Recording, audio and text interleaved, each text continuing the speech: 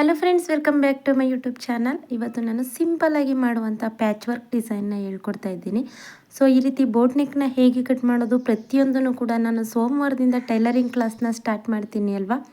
ಆವಾಗ ನಿಮಗೆ ಪ್ರತಿಯೊಂದು ಅಳತೆದು 32, 34, 36, 38, 40 ಸುತ್ತಳತೆದು ಬೋಟ್ ನೆಕ್ಕು ಹಾಗೆಯೇ ನಾರ್ಮಲ್ ಬ್ಲೌಸು ಎರಡನ್ನೂ ಕೂಡ ಹೇಳ್ಕೊಡ್ತಾ ಹೋಗ್ತೀನಿ. ಹಾಗೆಯೇ ನೋಡಿ, ಇವತ್ತು ನಾನು ಇದನ್ನು ಬ್ಲೌಸ್ ಡಿಸೈನ್ನ ಮಾಡ್ತಾಯಿದ್ದೆ ಅಲ್ವಾ. ಸೊ ಸ್ವಲ್ಪ ಏನಾದರೂ ಸ್ಟಿಚಿಂಗಲ್ಲಿ ಟಚ್ ಇತ್ತು ಅನ್ನೋರು ಈ ರೀತಿ ಡಿಸೈನ್ನ ಸಿಂಪಲ್ಲಾಗಿ ಮಾಡ್ಕೋಬೋದು. ಸೊ ಹೇಗೆ ಮಾಡಬೇಕು ಅಂತ ಅಂದ್ಬಿಟ್ಟಿರಿ, ಆಲ್ರೆಡಿ ನಾನು ಫೋಟ್ಲಿ ಬಟನ್ಸ್ನ ರೆಡಿ ಮಾಡಿ ಇಟ್ಕೊಂಡಿದ್ದೀನಿ. ಅದನ್ನು ಹೇಗೆ ಫೋಟ್ಲಿ ಬಟನ್ಸ್ನ ರೆಡಿ ಮಾಡೋದು ಅನ್ನೋದನ್ನು ಕೂಡ ಒಂದನ್ನು ತೋರಿಸ್ತೀನಿ ನೋಡಿ ಹೇಗೆ ಅಂತ. ಈ ರೀತಿ ಫೋಟ್ಲಿ ಥರ್ಮಕೋಲ್ ಬಾಲ್ ಬರುತ್ತೆ ನೋಡಿ, ಇದು ಬೀಡ್ಸ್ ಅಲ್ಲ, ಥರ್ಮಕೋಲ್ ಬಾಲ್. ಫೋಟ್ಲಿ ಬಟನ್ ಕೊಡಿ ಅಂತಂದರೆ ನಿಮಗೆ ಮಾರ್ಕೆಟಲ್ಲಿ ಸಿಗುತ್ತೆ. ಆ ರೀತಿ ತಗೊಂಡು ಒಂದು ಸ್ವಲ್ಪ ಬಟ್ಟೆ ಪೀಸ್ನ ತಗೊಳ್ಳಿ. ಈ ರೀತಿ ಒಂದು 2 ಇಂಚ್ ಆದರೆ ಸಾಕು, ಜಾಸ್ತಿ ಏನು ಬಟ್ಟೆ ಬೇಕಾಗಿ ಹೋಗಿರೋದಿಲ್ಲ ಇದಕ್ಕೆ. ಅದನ್ನು ಈ ರೀತಿ ಫೋಲ್ಡಿಂಗ್ ಮಾಡಿ ಒಳಗಡೆ ಇಟ್ಟು ಯಾವುದೇ ರೀತಿ ನೆರಿಗೆ ಇಲ್ಲದೆ ಇರೋ ರೀತಿ ಫೋಲ್ಡಿಂಗ್ ಮಾಡಿಬಿಟ್ಟು ಅದನ್ನು ದಾರ ಸುತ್ತಿ ಈ ರೀತಿ ನಾವು ಹೂ ಕಟ್ತೀವಿ ಅಲ್ವಾ, ಆ ರೀತಿ ಕಟ್ಕೊಂಡ್ರೆ ನಿಮಗೆ ಫೋಟ್ಲಿ ಬಟನ್ ಅನ್ನೋದು ರೆಡಿ ಆಗುತ್ತೆ. ಸೊ ನಾನು ಸಾಕಷ್ಟು ಎಲ್ಲನೂ ಕೂಡ ಮಾಡಿ ಇಟ್ಕೊಂಡಿದ್ದೀನಿ. ಎಷ್ಟು ಬೇಕೋ ಅಷ್ಟು ಬ್ಲೌಸ್ಗೆ ಎಷ್ಟು ಬೇಕೋ ಅಷ್ಟನ್ನು ಈ ರೀತಿ ನೋಡಿ, ಈ ರೀತಿ ಕಟ್ಕೊಂಡು ಇಟ್ಕೊಳ್ಳಿ. ಸೊ ಆನ್ಲೈನ್ ಕ್ಲಾಸ್ನ ಸೋಮವಾರದಿಂದ ಸ್ಟಾರ್ಟ್ ಮಾಡಬೇಕು ಅಂದ್ಕೊಂಡಿದ್ದೀನಿ. ಯಾರೆಲ್ಲ ಫಸ್ಟಿಂದ ಬಿಗಿನಿಂಗಿಂದ ನೀವು ಕಲಿಬೇಕು ಅಂತ ಅಂದ್ಕೊಂಡಿದ್ದೀರಾ ಅವರೆಲ್ಲ ಬೇಗ ಸಬ್ಸ್ಕ್ರೈಬ್ ಮಾಡಿ. ಹಾಗೆಯೇ ನಾನು ಈ ವಿಡಿಯೋಸ್ ಹಾಕಿದ ತಕ್ಷಣ ನಿಮ್ಮ ಫೋನ್ಗೆ ನೋಟಿಫಿಕೇಷನ್ ಬರುತ್ತೆ. ಸೊ ಸೋಮವಾರ 10 ಗಂಟೆಗೆ ಡೈಲಿ 10 ಗಂಟೆಗೆ ಸೋಮವಾರದಿಂದ ಬರ್ತಾ ಹೋಗುತ್ತೆ. 10 ಗಂಟೆಯಿಂದ ಸ್ಟಾರ್ಟ್ ಆಗುತ್ತೆ. ಸೊ ನಿಮಗೆ ಡೈಲಿ ವಿಡಿಯೋ ಬರುತ್ತೆ. ಬೇಸಿಕ್ಕಿಂದ ಕೂಡ ನೀವು ಟೈಲರಿಂಗ್ನ ಕಲಿಬೋದು ನೋಡಿ. ಅದ್ರ ಜೊತೆ ಈ ರೀತಿ ಥ್ರೆಡ್ ಪೈಪಿಂಗ್ ಕೂಡ ತಗೊಂಡಿದ್ದೀನಿ. ಇದನ್ನು ಇನ್ವಿಸಿಬಲ್ ಆಗಿ ಕೂಡ ಹಾಕ್ಬೋದು. ಬಟ್ ಬಿಗಿನರ್ಸ್ ಆಗಿದ್ದರೆ ಇನ್ವಿಸಿಬಲ್ ಆಗಿ ಹಾಕಿದ್ರೆ ನಿಮಗೆ ಅರ್ಥ ಆಗೋದಿಲ್ಲ. ಹಾಗಾಗಿ ಏನು ಮಾಡ್ತಾಯಿದ್ದೀನಿ ಅಂತಂದರೆ, ನಾನು ಫಸ್ಟ್ ಫೋಟ್ಲಿ ಬಟನ್ಸ್ನ ಹಾಕಿ ಅದಾದ ನಂತರ ನಿಮಗೆ ಈಸಿ ಮೆಥಡ್ನಲ್ಲಿ ಥ್ರೆಡ್ ಪೈಪಿಂಗ್ನ ಹೇಗೆ ಹಾಕೋದು ಅನ್ನೋದನ್ನು ಹೇಳ್ಕೊಡ್ತೀನಿ. ಸೊ ಬನ್ನಿ ಇವಾಗ ವಿಡಿಯೋನ ಸ್ಟಾರ್ಟ್ ಮಾಡೋಣ ನೋಡಿ. ಇವಾಗ ನಾವು ಟೆಂಪಲ್ ಡಿಸೈನ್ನ ಕಟ್ ಮಾಡಿ ಇಟ್ಕೊಂಡಿದ್ದೀನಿ ಅಲ್ವಾ, ಅದಕ್ಕೆ ನಾವು ಫೋಟ್ಲಿ ಬಟನ್ಸ್ ಹಾಕೋದಕ್ಕೆ ಮಾರ್ಕ್ ಮಾಡ್ಕೋಬೇಕು. ಫಸ್ಟು ಮಧ್ಯಕ್ಕೆ ಒಂದು ಮಾರ್ಕ್ ಮಾಡ್ಕೊ, ಅದಾದ ನಂತರ ಟೇಪ್ನ ಅಳತೆಗೆ ತಗೊಂಡು ನಾನು 1/4 ಇಂಚ್ಗೆ ಒಂದು ಮಾರ್ಕ್ ಮಾಡ್ಕೊಂಡಿದ್ದೀನಿ. ನಿಮ್ಗೆ ಇನ್ನೂ ಹತ್ತಿರ ಬೇಕು ಅಂತಂದರೆ ಇನ್ನೂ ಹತ್ತಿರ ಕೂಡ ಹಾಕೋಬೋದು, ಇಲ್ಲಾಂತಂದರೆ ದೂರ ಬೇಕು ಅಂದರೆ ದೂರ ಕೂಡ ಹಾಕೋಬೋದು ನೋಡಿ. ಈ ರೀತಿ 1/4 ಇಂಚ್ಗೆ ಒಂದು ಮಾರ್ಕ್ ಮಾಡ್ಕೊಂಡಿದ್ದೀನಿ. ಅದಾದ ನಂತರ ಪೂರ್ತಿ ಎಲ್ಲನೂ ಕೂಡ 1/4 ಇಂಚ್ಗೆ ಮಾರ್ಕ್ ಮಾಡ್ಕೊಳ್ಳಿ. ಸೊ ನಾವು ಮಾರ್ಕ್ ಮಾಡಿ ಅಭ್ಯಾಸ ಆಗಿರೋದ್ರಿಂದ ಯಾವುದೇ ರೀತಿ ಟೇಪ್ ಬಳಸ್ತಾನೆ ನಾವು ಮಾರ್ಕ್ ಮಾಡ್ಕೋತೀವಿ. ಬಟ್ ನೀವು ಬಿಗಿನರ್ಸ್ ಆಗಿದ್ದರೆ ಟೇಪ್ನ ಬಳಸ್ಕೊಂಡು 1/4 ಇಂಚ್ಗೆ ಮಾರ್ಕ್ ಮಾಡ್ಕೊಳ್ಳಿ ನೋಡಿ. ಈ ರೀತಿ ಪ್ರತಿಯೊಂದಿಗೂ ಕೂಡ ಮಾರ್ಕ್ ಮಾಡ್ಕೊಳ್ತಾ ಹೋಗಿ. ನಾವು ಅಲ್ಲಿ ಬೋಟ್ ಟೆಕ್ದು ಶೇಪ್ ಕೊಟ್ಟಿರ್ತೀವಿ ಅಲ್ವಾ, ಅಲ್ಲಿಗೇನು ಬೇಡ, ಯಾಕಂತಂದರೆ ಅಲ್ಲಿ ಡೋರಿ ಬರುತ್ತೆ ಅಲ್ವಾ, ಡೋರಿಗೇನು ಬೇಡ. ಅಲ್ಲಿಂದ ಒಂದು ಅರ್ಧ ಇಂಚು 1 ಇಂಚು ಹಿಂದುಗಡೆಗೆ ಮಾತ್ರ ಮಾರ್ಕ್ ಮಾಡ್ಕೊಳ್ಳಿ ನೋಡಿ. ಈ ರೀತಿ ಇದಿಷ್ಟು ಮಾರ್ಕ್ ಮಾಡ್ಕೊಂಡಾದಮೇಲೆ ಇವಾಗ ಅದನ್ನು ಫೋಟ್ಲಿ ಬಟನ್ನ ಇಟ್ಟು ಸ್ಟಿಚ್ ಮಾಡ್ಕೋಬೇಕು. ಹೇಗೆ ಅಂತ ಹತ್ರದಿಂದ ತೋರಿಸ್ತೀನಿ ನೋಡಿ. ಸೊ ನೋಡಿ, ಈ ರೀತಿ ಫೋಟ್ಲಿ ಬಟನ್ಸ್ ಅನ್ನೋದು ಆ ಕಡೆ ಸೈಡ್ ಬರಬೇಕು, ಈ ಕಡೆ ಸೈಡ್ ಇಡಬೇಡಿ ನೋಡಿ. ಈಗ ಹತ್ರದಿಂದ ತೋರಿಸ್ತೀನಿ ನೋಡಿ. ಇವಾಗ ನಾವು ಮಾರ್ಕ್ ಮಾಡ್ಕೊಂಡಿದ್ವಿ ಅಲ್ವಾ ಲೈನಿಂಗು, ಅದ್ರ ಮೇಲ್ಗಡೆ ಅದು ಬರಬೇಕು. ಫಸ್ಟಿಂದ ಸ್ಟಿಚ್ ಹಾಕ್ಕೊಳ್ಳಿ. ಸ್ಟಿಚ್ ಹಾಕ್ಕೊಂಡಾದಮೇಲೆ ಸ್ವಲ್ಪ ಟೆನ್ಷನ್ನ ಮೇಲಕ್ಕೆ ಎತ್ತಿ. ನಂದು ಜಾಕ್ ಮಿಷಿನ್ ನಂದು ಮೆರಿಟ್ ಮಿಷಿನ್ ಆಗಿರೋದ್ರಿಂದ ದೊಡ್ಡ ಮಿಷಿನು, ಕಾಲಲ್ಲೇ ನಾವು ಅದನ್ನು ಟೆನ್ಷನ್ನ ಮೇಲಕ್ಕೆ ಈ ರೀತಿ ಎತ್ಕೊಳ್ಬೋದು. ನಿಮ್ದೇನಾದರೂ ಚಿಕ್ಕ ಮಿಷಿನ್ ಆಯಿತು ಅಂತಂದರೆ ಈ ರೀತಿ ಸೈಡಲ್ಲಿ ಕೊಟ್ಟಿರ್ತಾರೆ ನೋಡಿ, ಅದನ್ನು ಸ್ವಲ್ಪ ಹಿಂಗೆ ಮೇಲ್ಗಡೆ ಎತ್ಬಿಟ್ಟು ಸ್ಟಿಚ್ ಹಾಕ್ಕೊಳ್ತಾ ಹೋಗಿ ಅಷ್ಟೇ ನೋಡಿ. ನೆಕ್ಸ್ಟ್ ಒಂದು ಹಾಕಾಯ್ತಲ್ವ, ಎರಡನೇದು ಕೂಡ ಅದೇ ರೀತಿ ನಾವು ಎಲ್ಲಿ ಮಾರ್ಕ್ ಮಾಡ್ಕೊಂಡಿದ್ವಿ ಅಲ್ವಾ ಅಲ್ಲಿಗೆ ಈ ರೀತಿ ಇಟ್ಟು ನಾವು ಗಂಟು ಹಾಕಿರ್ತೀವಲ್ವ ಫೋಟ್ಲಿ ಬಟನು, ಅಲ್ಲಿಗೆ ಸ್ಟಿಚ್ ಹಾಕ್ಕೊಳ್ತಾ ಹೋಗಬೇಕು. ಪ್ರತಿಯೊಂದೂ ಕೂಡ ಅದೇ ರೀತಿ ಸ್ಟಿಚ್ ಹಾಕ್ಕೊಳ್ತಾ ಹೋಗೋದು ಅಷ್ಟೇ ನೋಡಿ. ನಾವು ಮಾರ್ಕ್ ಮಾಡ್ಕೊಂಡಿದ್ವಿ ಅಲ್ವಾ, ಕರೆಕ್ಟಾಗಿ ಅದ್ರ ಮೇಲ್ಗಡೆ ಇಟ್ಟು ಸ್ವಲ್ಪ ರಫ್ ಮಾಡಿ, ಡಬಲ್ ಸ್ಟಿಚ್ ಆದರೆ ಸ್ವಲ್ಪ ಟೈಟಾಗಿ ಕೂರುತ್ತೆ, ಸ್ವಲ್ಪ ರಫ್ ಮಾಡಿಕೊಂಡು ಸ್ಟಿಚ್ ಮಾಡ್ಕೊಳ್ಳೋದು. ಸೊ ನೋಡಿ, ಈ ರೀತಿ ಪ್ರತಿಯೊಂದನ್ನು ಕೂಡ ಹಾಕೊಂಡು ಸ್ಟಿಚ್ ಮಾಡ್ಕೊಳ್ತಾ ಹೋಗೋದು. ನಾವು ಎಲ್ಲಿ ಮಾರ್ಕ್ ಮಾಡ್ಕೊಂಡಿದ್ವಿ ಅಲ್ವಾ, ನಾನು ನಿಮಗೆ ಗೊತ್ತಾಗಲಿ ಅಂತ ಅಂದ್ಬಿಟ್ಟು ಹತ್ರದಿಂದನೇ ತೋರಿಸ್ತಾ ಇದ್ದೀನಿ ನೋಡಿ. ಇದರಲ್ಲಿ ಏನೇ ಡೌಟ್ಸ್ ಇದ್ದರೂ ಕೂಡ ನನಗೆ ಕಮೆಂಟ್ ಮಾಡಿ, ನಾನು ನಿಮಗೆ ಹೇಳ್ಕೊಡ್ತೀನಿ ಹೇಗೆ ಅಂತ. ಬೇಕಾದರೆ ಇನ್ನೊಂದು ಸಲ ಲೈನಿಂಗ್ ಮೇಲ್ಗಡೆ ಇಟ್ಟು ಈ ರೀತಿ ಅದು ಈ ಕಡೆಗೆ ಲೈನಿಂಗ್ ಕಡೆನೇ ತಿರ್ಕೋಬೇಕು, ಆ ರೀತಿ ಇಟ್ಕೊಂಡು ಸ್ಟಿಚ್ ಮಾಡ್ಕೊತಾ ಹೋಗೋದು ಅಷ್ಟೇ ನೋಡಿ. ತುಂಬಾ ಸಿಂಪಲ್.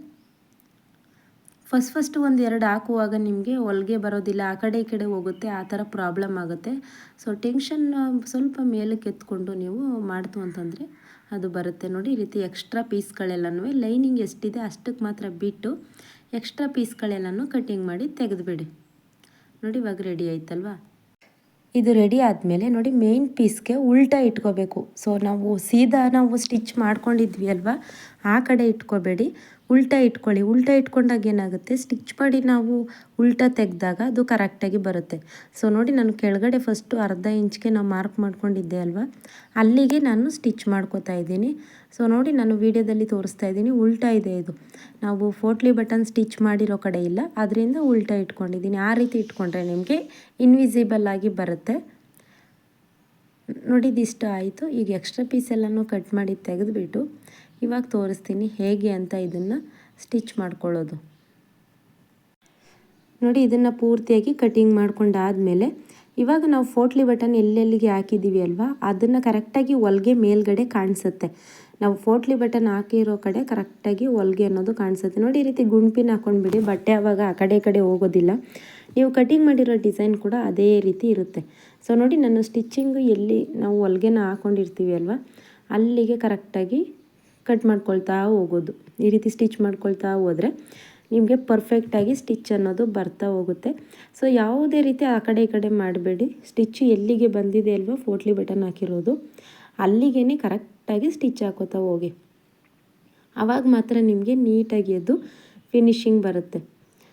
ಸೊ ಬಿಗಿನರ್ಸ್ ಆಗಿದ್ದರೆ ಈ ರೀತಿ ಸಿಂಪಲ್ ಡಿಸೈನ್ಗಳನ್ನ ಫಸ್ಟು ಕಲ್ತ್ಕೊಳ್ಳಿ. ಅದಾದ ನಂತರ ಗ್ರ್ಯಾಂಡ್ ಡಿಸೈನ್ಗಳನ್ನ, ಪ್ಯಾಚ್ ವರ್ಕ್ ಡಿಸೈನ್ಗಳನ್ನ. ಸೊ ಇದೆಲ್ಲ ಟ್ರೆಂಡಿಂಗ್ ಇದೆ ಇವಾಗ ಅಲ್ವಾ, ಹಂಗಾಗಿ ಫಸ್ಟ್ ನಾನು ಇದನ್ನೇ ಹೇಳ್ಕೊಡ್ತಾ ಇದ್ದೀನಿ. ಸೊ ಟ್ರೆಂಡಿಂಗ್ ಇರೋವಂಥದ್ದನ್ನು ಫಸ್ಟು ಕಲ್ತ್ಕೋಬೇಕು ನೋಡಿ. ಈ ರೀತಿ ಎಕ್ಸ್ಟ್ರಾ ಪೀಸ್ ಎಲ್ಲನೂ ಕಟಿಂಗ್ ಮಾಡಿ ತೆಗೆದುಬಿಡಿ. ಕಟಿಂಗ್ ಮಾಡಿ ತೆಗೆದುಕೊಂಡಾದಮೇಲೆ ಅದು ಬಾಕ್ಸ್ ಶೇಪ್ ಬಂದಿದೆ ಅಲ್ವಾ, ಅಲ್ಲಿಗೆಲ್ಲ ಒಂದು ನಾಚ್ ಹಾಕೋಬೇಕು. ಆವಾಗ ನಿಮಗೇನಾಗುತ್ತೆ, ಉಲ್ಟಾ ತಿರುಗಿಸಿದಾಗ ಅದು ನಾಚ್ ಹಾಕಿರೋ ಕಡೆ ಕರೆಕ್ಟಾಗಿ ಬಾಕ್ಸಲ್ಲಿ ಶೇಪ್ ಅನ್ನೋದು ಬರುತ್ತೆ ನೋಡಿ. ಈ ರೀತಿ ಮೂಲೆಯಲ್ಲೆಲ್ಲ ಒಂದು ನಾಚ್ ಹಾಕ್ಕೊಳ್ಳಿ. ಎಲ್ಲಿ ಮೂಲೆ ಬಂದಿರುತ್ತೆ ಅಲ್ಲಿ ಒಂದು ನಾಚ್ ಹಾಕ್ಕೊಂಡು ಈ ರೀತಿ ನೀಟಾಗಿ ಉಲ್ಟಾ ತಿರುಗಿಸಿ ನೋಡಿ. ಇದು ಡೀಪ್ ಜಾಸ್ತಿ ಇದ್ದು ಸ್ವಲ್ಪ ಕಡಿಮೆ ಇದೆ ಬೆನ್ನ ಹತ್ರ, ಅದಕ್ಕೋಸ್ಕರ ಸ್ವಲ್ಪ ಕಷ್ಟ ಆಯಿತು ಉಲ್ಟಾ ತಿರುಗಿಸೋದಕ್ಕೆ. ಹಾಗೂ ಪರವಾಗಿಲ್ಲ ನೋಡಿ. ಈ ರೀತಿ ನಿಧಾನಕ್ಕೆ ಎಳ್ಕೊಂಡು ಉಲ್ಟಾ ತಿರುಗಿಸ್ಕೊಂಡ್ರೆ ನಿಮಗೆ ಮೇಲ್ಗಡೆ ಪೈಪಿಂಗ್ ಇಟ್ಕೊಂಡು ಸ್ಟಿಚ್ ಮಾಡಿದ್ರೆ ಡಿಸೈನ್ ಅನ್ನೋದು ರೆಡಿ ಆಗುತ್ತೆ ನೋಡಿ. ಅದನ್ನು ಕೂಡ ತೋರಿಸ್ತೀನಿ ಹೇಗೆ ಥ್ರೆಡ್ ಪೈಪಿಂಗ್ ಇಟ್ಟು ಸ್ಟಿಚ್ ಮಾಡಬೇಕು ಅಂತ. ಸೊ ಬಿಗಿನರ್ಸ್ಗೆ ಗೊತ್ತಿರೋದಿಲ್ಲ ಅಲ್ವಾ, ಅದಕ್ಕೋಸ್ಕರ ನಾವು ಈ ರೀತಿ ಹಾಕೊಂಡಾದ್ಮೇಲೆ ಮೇಲೆ ಬೇಕಾದರೆ ಒಂದು ಹೊಲಿಗೆ ಕೂಡ ಹಾಕೋಬೋದು. ಬಟ್ ಎರಡೆರಡು ಹೊಲಿಗೆ ಕಾಣಿಸುತ್ತೆ ಅಂದ್ಬಿಟ್ಟು ನಾನು ಡೈರೆಕ್ಟಾಗಿ ಥ್ರೆಡ್ ಪೈಪಿಂಗ್ನ ಇಟ್ಟು ಸ್ಟಿಚ್ ಮಾಡಿಬಿಡ್ತೀನಿ. ಅದನ್ನು ಕೂಡ ತೋರಿಸ್ತೀನಿ ನೋಡಿ. ಈ ರೀತಿ ಇವಾಗ ನೋಡಿ ಇದನ್ನು ಕೂಡ ಹತ್ತಿರದಿಂದ ತೋರಿಸ್ತೀನಿ. ಥ್ರೆಡ್ ಪೈಪಿಂಗ್ನ ಈ ರೀತಿ ಬಟ್ಟೆ ಮೇಲ್ಗಡೆ ನೀಟಾಗಿ ಇಟ್ಕೊಳ್ಳಿ. ಸೊ ನಿಮಗಿದು ಸ್ವಲ್ಪ ಕಷ್ಟ ಆಯಿತು ಅಂತಂದರೆ ಏನು ಮಾಡಿ ಅಂದರೆ, ಫಸ್ಟು ಒಂದು ಸ್ಟಿಚ್ ಹಾಕೊಂಡ್ಬಿಡಿ ಎಲ್ಲನೂ ಕೂಡ. ಅದಾದ ನಂತರ ಈ ರೀತಿ ಥ್ರೆಡ್ ಪೈಪಿಂಗ್ ಇಟ್ಟು ಸ್ಟಿಚ್ ಮಾಡ್ಕೊಳ್ಳಿ. ಆವಾಗ ನಿಮಗೆ ಸ್ವಲ್ಪ ಈಸಿ ಆಗುತ್ತೆ. ಬಟ್ ನಾನು ಎರಡೆರಡು ಹೊಲಿಗೆ ಕಾಣಿಸುತ್ತೆ ಅಂದ್ಬಿಟ್ಟು ಈ ರೀತಿ ಮಾಡಿದ್ದೀನಿ. ಇದನ್ನು ಸ್ಟಿಚ್ ಮಾಡೋವು ಹೊಲಿಗೆನ ಸ್ವಲ್ಪ ಸಣ್ಣ ಮಾಡ್ಕೊಳ್ಳಿ. ಸಣ್ಣ ಮಾಡಿಕೊಂಡ್ರೆ ನೀಟಾಗಿ ಕಾಣಿಸುತ್ತೆ, ಆಮೇಲೆ ಬಿಗಿಯಾಗಿ ಕೂಡ ಕೂರುತ್ತೆ. ಸೊ ನಾವಿಲ್ಲಿ ತಿರುಗಿಸ್ತಾ ಇದ್ದೀವಿ ಅಲ್ವಾ, ಅಲ್ಲೇನು ಮಾಡಬೇಕು ಅಂದರೆ ನೀವು ಥ್ರೆಡ್ ಪೈಪಿಂಗ್ಗೆ ಸ್ವಲ್ಪ ನಾಚ್ ಹಾಕೋಬೇಕು ನೋಡಿ. ಈ ರೀತಿ ಕಟ್ ಮಾಡಿ, ಸ್ವಲ್ಪ ಕಟ್ ಮಾಡಿ, ಪೈಪಿಂಗ್ ಹತ್ರ ಕಟ್ ಮಾಡೋಕೆ ಹೋಗಬೇಡಿ, ಬಟ್ಟೆನ ಮಾತ್ರ ಕಟ್ ಮಾಡಿ. ಆವಾಗ ನೋಡಿ ಈ ರೀತಿ ಟರ್ನ್ ಆಗುತ್ತೆ ಅದು. ಸೊ ನೀವು ಯಾವುದೇ ಡಿಸೈನ್ ಮಾಡಬೇಕಾದ್ರೂ ಅಷ್ಟೇ, ನೀವು ಟರ್ನ್ ಮಾಡಬೇಕು. ಸ್ಕ್ಯಾಲಪ್ ಡಿಸೈನ್ ಮಾಡಬೇಕಾದ್ರೂ ಅಷ್ಟೇ, ಅದನ್ನು ನಾನು ತೋರಿಸ್ತೀನಿ ನೆಕ್ಸ್ಟ್ ವಿಡಿಯೋದಲ್ಲಿ. ಅದು ಕಟ್ ಮಾಡಿ ಅಂಟಿಸಿ ಇಟ್ಟಿದ್ದೀನಿ ಅಲ್ವಾ, ಅದನ್ನು ಸ್ಟಿಚ್ ಮಾಡಿಲ್ಲ, ಅದನ್ನು ತೋರಿಸ್ತೀನಿ ಹೇಗೆ ಸ್ಟಿಚ್ ಮಾಡಬೇಕು ಅಂತ ನೋಡಿ. ಹೀಗೆ ನಿಧಾನಕ್ಕೆ ಸ್ಟಿಚ್ ಹಾಕೊಳ್ತಾ ಹೋಗೋದು. ಸೊ ಪೋಟ್ಲಿ ಬಟನ್ ಇರೋ ಕಡೆ ಅಲ್ಲೂ ಕೂಡ ಅಷ್ಟೇ ಟರ್ನ್ ಬರುತ್ತೆ ಅಲ್ವಾ, ಅಲ್ಲೂ ಈ ರೀತಿ ಮಧ್ಯಕ್ಕೆ ಸ್ವಲ್ಪ ಕಟ್ ಮಾಡಿ ಆವಾಗ ನೋಡಿ ಈ ರೀತಿ ತಿರುಗಿಸ್ಕೋಬೋದು. ಪ್ರತಿಯೊಂದು ಕಡೆಯೂ ಅಷ್ಟೇ, ಎಲ್ಲಿ ನಿಮಗೆ ಟರ್ನ್ ಬರುತ್ತೆ ಅಲ್ಲಿ ಸ್ವಲ್ಪ ಕಟ್ ಮಾಡಿದ್ರೆ ನಿಮಗೆ ನೀಟಾಗಿ ಕೂರುತ್ತೆ. ಇಲ್ಲಿ ಫೋಟ್ಲಿ ಬಟನ್ಸ್ ಇರುತ್ತೆ ಅಲ್ವಾ, ಸ್ವಲ್ಪ ನಿಧಾನಕ್ಕೆ ಹೊಲಿಗೆ ಹಾಕ್ಕೊಳ್ಳಿ. ಯಾಕಂತಂದರೆ ಅದು ಫೋಟ್ಲಿ ಬಟನ್ ಸ್ವಲ್ಪ ತಡೆಯುತ್ತೆ ನಿಮಗೆ ಸ್ಟಿಚ್ ಹಾಕುವಾಗ. ಈ ರೀತಿ ನಿಧಾನಕ್ಕೆ ಹೊಲಿಗೆ ಹಾಕ್ಕೊಳ್ತಾ ಹೋಯ್ತು ಅಂತಂದರೆ ಪರ್ಫೆಕ್ಟಾಗಿ ಫಿನಿಶಿಂಗ್ ಅನ್ನೋದು ತುಂಬಾ ನೀಟಾಗಿ ಬರ್ತಾ ಹೋಗುತ್ತೆ. ಇವಾಗ ನೋಡಿ ಪೂರ್ತಿಯಾಗಿ ಎಲ್ಲನೂ ಕೂಡ ಈ ರೀತಿಯೇ ಇಟ್ಕೊಂಡು ಸ್ಟಿಚ್ ಹಾಕ್ಕೊಳ್ತಾ ಹೋಗಿ. ಇಲ್ಲೂ ಕೂಡ ಅಷ್ಟೇ ನೋಡಿ, ಟರ್ನ್ ಎಲ್ಲಿ ಬಂದಿರುತ್ತೆ ಅಲ್ವಾ ಅಲ್ಲೆಲ್ಲ ಕೂಡ ಪ್ರತಿಯೊಂದು ಕಡೆಯೂ ಸ್ಟಿಚ್ ಹಾಕ್ಕೊಳ್ತಾ ಹೋಗೋದು ಅಷ್ಟೇ. ತುಂಬಾ ಈಸಿಯಾಗಿ ನೀವು ಕೂಡ ಈ ರೀತಿ ಡಿಸೈನ್ಗಳನ್ನ ರೆಡಿ ಮಾಡ್ಕೋಬೋದು.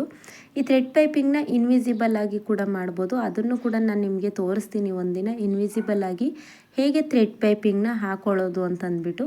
ಇಲ್ಲೂ ಕೂಡ ನೋಡಿ ಟರ್ನ್ ಬತ್ತಲ್ವ, ಇಲ್ಲೊಂದು ನಾಚ್ ಹಾಕ್ಕೊಳ್ಳಿ. ನಾಚ್ ಹಾಕೊಂಡಾದ್ಮೇಲೆ ಸ್ಟಿಚ್ ಹಾಕ್ಕೊಳ್ತಾ ಹೋಗೋದು ಅಷ್ಟೇ.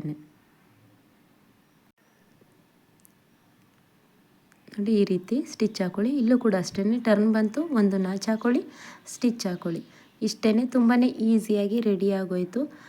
ಸೊ ನೋಡಿ ಇಲ್ಲೂ ಕೂಡ ಅಷ್ಟೇ, ನೀವು ಈ ರೀತಿ ಮೇಲ್ಗಡೆ ಇಟ್ಟರೂ ಕೂಡ ಪರವಾಗಿಲ್ಲ, ಇಲ್ಲಾಂತಂದರೆ ನೀವು ಕೆಳಗಡೆ ನೀವು ಇನ್ವಿಸಿಬಲಾಗಿ ಫಸ್ಟು ಥ್ರೆಡ್ ಪೈಪಿಂಗ್ ಹಾಕ್ಬಿಟ್ಟು ಕೂಡ ಮಾಡ್ಕೋಬೋದು. ನೀವು ಸ್ವಲ್ಪ ಕ್ರಾಸ್ ಆಗಿದೆ ಅಂತ ಅನ್ನೋ ಕಡೆ ಒಂದು ಸ್ವಲ್ಪ ನಾಚ್ ಹಾಕೊಳ್ಳಿ, ಆವಾಗ ನೀಟಾಗಿ ಕಾಣಿಸುತ್ತೆ.